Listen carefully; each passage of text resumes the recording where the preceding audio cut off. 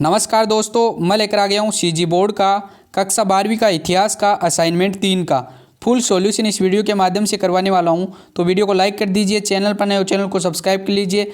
आपको जो भी असाइनमेंट के पेपर का फुल सॉल्यूशन चाहिए तो कमेंट बॉक्स में कमेंट करके जरूर से बताइएगा।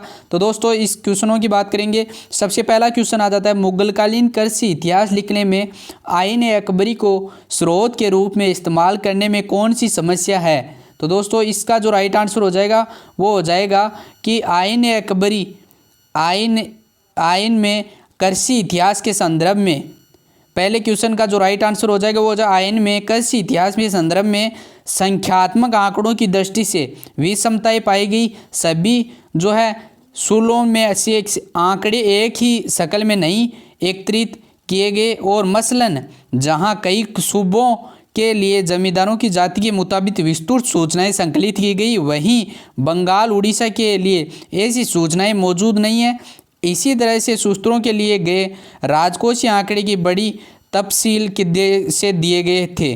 तो इसका जो राइट आंसर है ये आगे वाले पेज में भी है कि वही उन्हीं इलाकों से कीमतों और मजदूरी जैसे इतने ही महत्वपूर्ण मापदंड इतने अच्छे से दर्ज नहीं किए गए थे और कीमतों और मजदूरी को दरों की जो विस्तृत सूची आयन में दी गई थी वह साम्राज्य की राजधानी आगरा था। इसके उसके इधर गिधर के इलाकों में से ली गई। जाहिर है कि देश के बाकी हिस्सों के लिए इन आंकड़ों की प्रासंगिकता सीमित थी। आगे दोस्तों 2 नंबर क्वेश्चन आ जाता है, कृषक समाज में सामाजिक व आर्थिक संबंधों को प्रभावित करने में मुगलकालीन जाति व्यवस्था किस हद तक एक कारक थी। तो 2 नंबर क्वेश्चन का जो राइट आंसर हो जाएगा वो हो जाएगा आपका कि जो है जाति एवं अन्य जाति जैसे भेदभावों के कारण जो खेती और किसान कई समूह में बटे हुए थे, खेती लायक ज़मीन की कमी नहीं थी और किंतु कुछ जाति के लोगों ने को सिर्फ नीचे समझे जाने वाले काम ही जो है दिए गए जाते थे। इसी प्रकार के गरीब रहने के लिए जो है मजबूर हो जाते थे। यद्यपि उस समय जनगणना नहीं होती थी, फिर भी प्राप्त आंकड़ों और तथ्यों से यह ज्ञात होता है कि उस समय की आबादी का एक बड़ा हिस्सा इन गरीबों के समूह का ही था। इसमें पास संसाधनों का अभाव था और ये जाति व्यवस्था की पाबंदियों से बंधे हुए थे।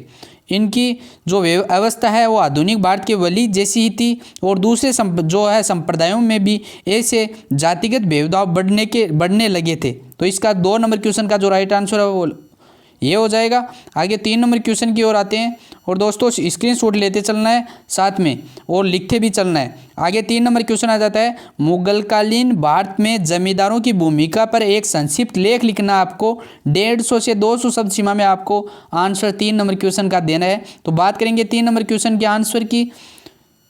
तो 3 नंबर क्वेश्चन का जो राइट आंसर है वो आ जाता है कि मुगलकालीन भारत के कृषक समुदाय में एक ऐसा वर्ग भी था जिनके कमाई खेतों से आती थी। तो दोस्तों ऐसा वर्ग भी था जिसमें जो किसान है वो खेतों से जो कमाई है वो करता था, लेकिन ये कृषि उत्पादन में सीधे हिस्सेदारी नहीं करते थे।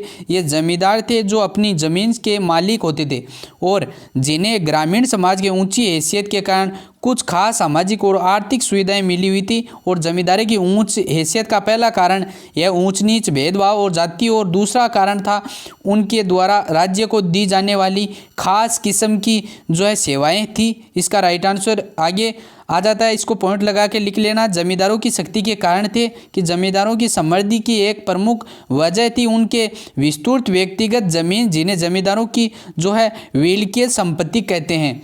आगे मिल्कियत जमीन पर जमीन के निजी उपयोगों के लिए खेती होती थी। अक्सर इन जमीनों के मजदूर या पराधीन मजदूर का कार्य करते थे। आगे ज़मीन है, ज़मीन जो है अपनी मर्जी से इन ज़मीनों को बेच सकते थे, रख सकते थे और किसी और के नाम पर भी कर सकते थे ज़मीन और उन्हें गिरवी रख सकते थे। इसी प्रकार से सैन्य टुकड़ियां और संसाधन भी जमींदारों की ताकत का प्रमुख जरिया थे और जमींदारों में पास प्राय अपने किले थे और अपनी सैन्य टुकड़ियां भी थी जिनमें घुड़सवारों और तोपखाने पैदल सिपाहियों के जत्थे जो है होते थे। आगे आपको पॉइंट लगा के लिख लेना है, जमींदारों की उत्पत्ति के स्रोत। तो सामाजिक दस्तावेज से यह ज्ञात होता है कि जमींदारों की उत्पत्ति का संभावना स्रोत जंग से जीत था। इसी प्रकार से जमींदारों की जो प्रक्रिया है वो पुख्ता करने की धीमी प्रक्रिया भी महत्वपूर्ण थी और यह है कई तरीकों से किया जा सकता था। नई जमीनों को बसाकर जंगली बारी अधिकारों को स्थानांतरित के जरिए राज्य के आदेशों में या फिर खरीद कर इन तरीकों को अपेक्षाकृत जो है नीची जाति होती थी के लोगों को भी जमींदार है वो कर सकते थे। आगे जमींदारों का प्रभाव आपको पॉइंट लगा के लिख लेना है। आगे जमींदारों ने मध्यकालीन भारतीय ग्रामीण समाज का अपना ठोस नियंत्रण बनाकर रखा था। जमींदारों ने खेती लायक जमीनों को बसाने में अगुवाई थी और खेतीहरों को खेती के जो है साजो सामान व उधार देकर उन्हें वहाँ बसने से में मदद की जाती थी और जमीन की खरीद फरोख्त जो है इससे गांवों में जो मौद्रीकरण की प्रक्रिया में तेजी आई है और जमींदार अक्सर हाट बाजार स्थापित करते थे जहां किसान अपनी फसल बेच के आते थे। आगे दोस्तों 3 नंबर क्वेश्चन का पूरा आपको पॉइंट लगाकर राइट आंसर लिख लेना है। अब दोस्तों 4 नंबर क्वेश्चन की ओर बढ़ते हैं। 4 नंबर क्वेश्चन आ जाता है आपका कि अकबर की भूमि बंदोबस्त प्रणाली का मूल्यांकन करते हुए मुगलकालीन भू राजस्व प्रणाली का वर्णन करना था। तो इसका जो राइट आंसर हो जाएगा वो हो जाएगा आपका 4 नंबर क्वेश्चन का जो राइट आंसर हो जाएगा वो हो जाएगा दोस्तों 4 नंबर क्वेश्चन का जो राइट आंसर हो जाएगा वित्त साम्राज्य रूपी शरीर का मेरुदंड होता है, अतः अकबर साम्राज्य को सुदृढ़ वित्तीय आधार प्रदान करने के लिए सदैव प्रयत्नशील रहे हैं। जजिया जकात और खम्स खिराज व्यापार और टकसाल अधीन राजाओं और मनसब्यदारों से समय समय पर प्राप्त होने वाले जो उपहार हैं उत्तराधिकारी विहीन है और संपत्ति व्यापार एकाधिकार राज्य द्वारा चलाए जाने वाले उद्योग विभिन्न प्रकार के जो है आदि और विभिन्न प्रकार के जो है आपके राज्य के आय के अनेक साधन थे और इसमें सर्वाधिक महत्वपूर्ण स्थान है भू राजस्व का था। भू राजस्व ही साम्राज्य की आर्थिक बुनियाद का आधार था।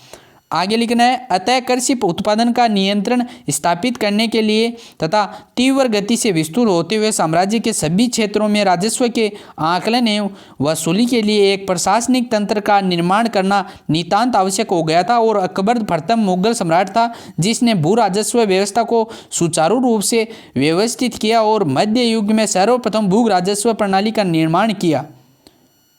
आगे उसने अपने सहयोगी वित्त मंत्री राजा टोडरमल के सहयोग से भू राजस्व व्यवस्था के क्षेत्र में जिस प्रशासनिक प्रणाली में स्थापित किया वह संपूर्ण मुगल काल में भू राजस्व व्यवस्था का प्रमुख आधार बनी रही और इस प्रणाली के इतिहास में 10 साला प्रबंधन आयन 10 साला और जब्ती प्रणाली और राजा टोडरमल की भू राजस्व पद्धति आदि नामों से जाना जाता है। अकबर के शासनकाल में भू राजस्व की 2 अन्य प्रणालियां भी प्रचलित थी। ये दोस्तों पहली तो थी गुलाब बख्शी प्रणाली और सेकंड थी इसमें कनकूत प्रणाली।